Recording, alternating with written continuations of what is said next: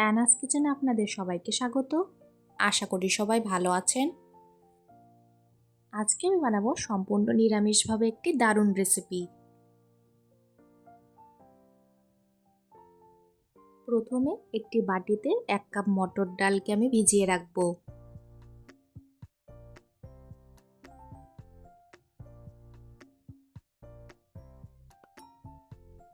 আমি একটি মোচা নিয়েছি, ভালো করে পরিষ্কার করে নিয়ে সেদ্ধ করে নেব।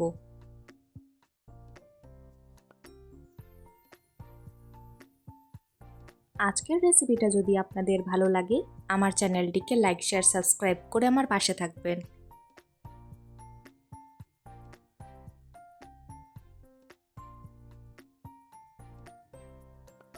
মোচা ভালো করে সেদ্ধ করে নিতে হবে। এরপর ভিজিয়ে রাখা মটর ডাল মিক্সি জারে দিয়ে পেস্ট করে নেব। এই সুস্বাদু নিরামিষ রেসিপিটা বানানোর জন্য আর কি কি উপকরণ নিয়েছি চলুন দেখে নিই। হাফ টিস্পুন করে হলুদ গুঁড়ো, লঙ্কা গুঁড়ো, জিরে গুঁড়ো ও ধনে গুঁড়োতে জল দিয়ে গুলিয়ে রাখবো।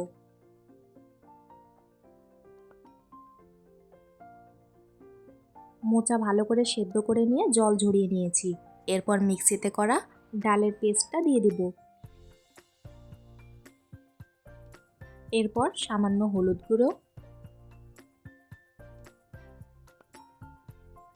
হাফ টিস্পুন জিরে গুঁড়ো ও পরিমাণ মতো নুন দিয়ে ভালো করে মেখে নেব।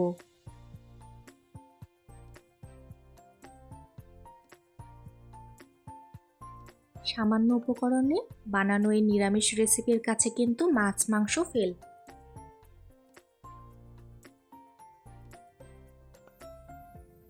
কড়াইতে বড়াগুলো ভাজার জন্য পরিমাণ মতো তেল দিয়ে দিব।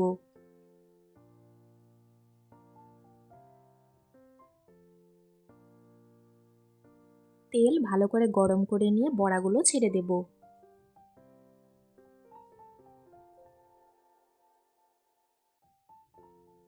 মিডিয়াম ফ্লেমে বড়াগুলো লাল করে ভেজে নেব।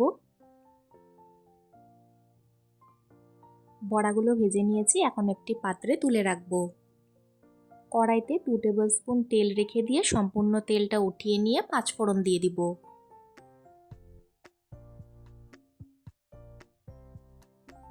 ফোড়নের থেকে গন্ধ বের হলে কেটে রাখা আলুগুলো ছেড়ে দেব।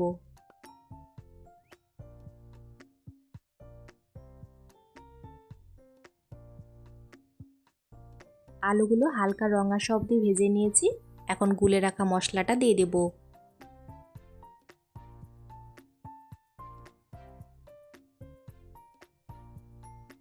ভালো করে একটু সময় নিয়ে তেল ছাড়া অবধি কষিয়ে নিতে হবে।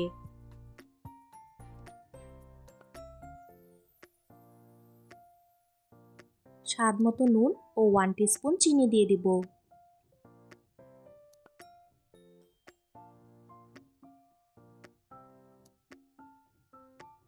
ভালো করে নাড়াচাড়া করে নিয়ে কষিয়ে নেব।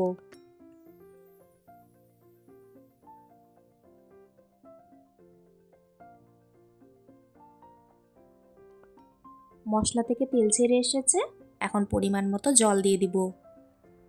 জলটা পরিমাণে একটু বেশি দিতে হবে, কারণ বড়া দেওয়ার পর ঝোল কিন্তু শুকিয়ে আসবে।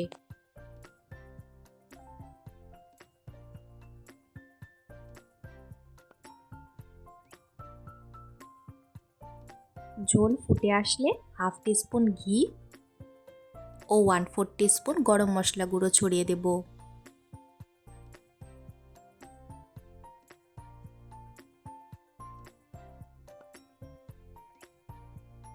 ভালো করে নাড়াচাড়া করে নেব।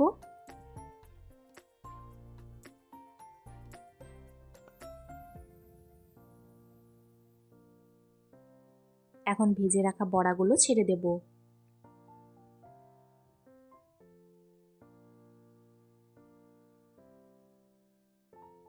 বড়াগুলো ছেড়ে দিয়ে আরও 2-3 মিনিট মতন ফুটিয়ে নেব।